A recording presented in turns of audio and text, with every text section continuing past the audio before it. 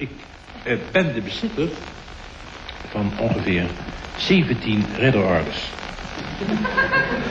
En ik merk nu aan het schrille gelach dat opsteekt dat u dat niet hebt.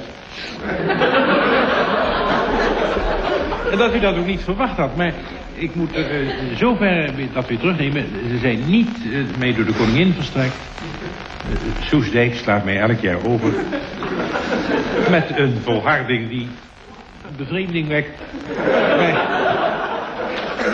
Maar het zuiden, dat wil zeggen de provincie Limburg en Brabant, tonen meer begrip voor mijn verdiensten.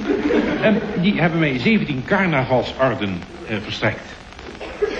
En dames en heren, moet u niet gering over denken. Want als je zo'n carnavalsorde hebt van Weert of Sittard of Maastricht, dan mag je een hele week in zo'n gemeente het carnaval kosteloos meevieren. Weet je wel, dat heb je bij die ridderordes van Soesdijk weer niet.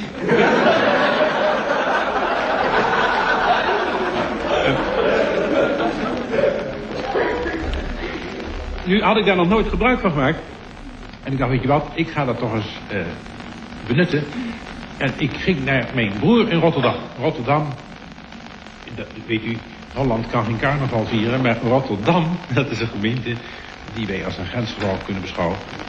Omdat het ligt tegen Brabant aan. Er is ook veel Brabants bloed in die gemeente. Jongens deugen niet. En mijn broer viert dan ook elk jaar carnaval. En die had in de loop van zijn oppassend leven ongeveer 23 carnavalspakken verzameld. Want die ging elk jaar in een ander pak.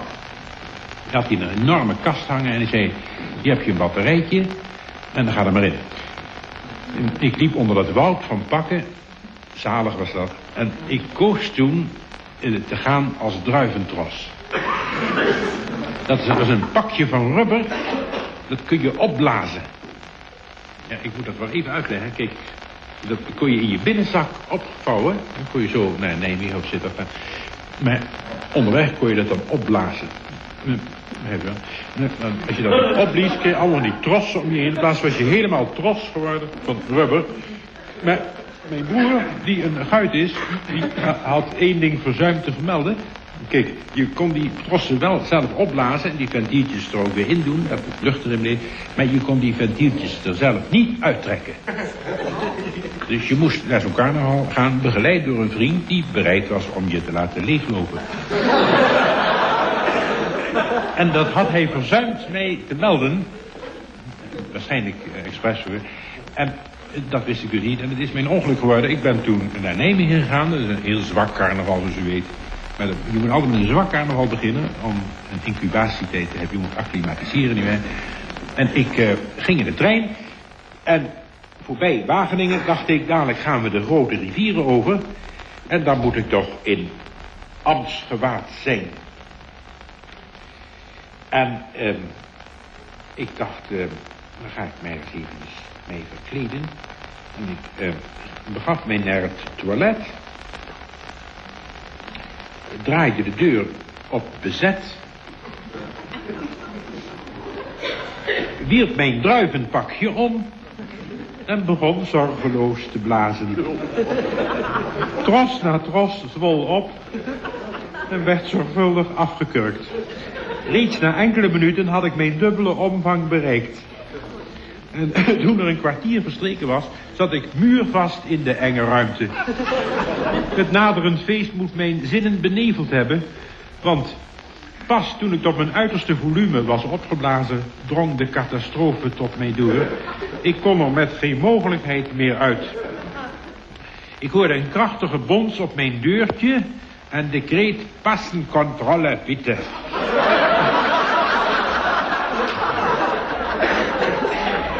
En ik begreep dat wij Arnhem reeds lang gepasseerd waren en de Duitse grens naderden. Wat er nu volgde was bijzonder pijnlijk. Is er iets, meneer? Vroeg een Hollandse conducteur aan de andere kant van het deurtje. Ik probeer leeg te lopen, riep ik terug. Zeker, meneer, antwoordde de man, en wil het niet. Op dit moment wist ik een stop met een ruk te verwijderen en stroomde een der trossen met een krachtig gefluit leeg. Kijk eens aan, sprak de beambte tevreden. Bevorderen. Doorzetten, meneer. Toch scheen hij de gang van zaken vreemd te vinden. Want even later hoorde ik hem terugkomen. Ditmaal vergezeld door een arts. Gaat het, meneer? Vroeg deze door het deurtje. Juist had ik de tweede stopper uit. Ditmaal was het geen fluittoon, doch een zacht borrelend geluid. Mooi zo, sprak de geneesheer. Dat gaat de goede kant op. Hij was nog niet uitgesproken of de derde tros liep sissend leeg. Bravo, riep de man verrast. Zo mag ik het horen. Maar zet u wel het raampje open.